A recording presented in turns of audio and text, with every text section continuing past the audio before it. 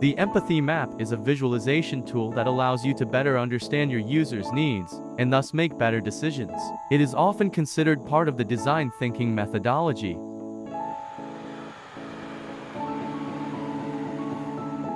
Empathy maps are highly useful whenever your team needs a greater understanding of user needs, such as collaborating on user personas and building the user in your user story. Empathy maps are usually based on first-hand data collected from users, such as interviews, observations, or questionnaires.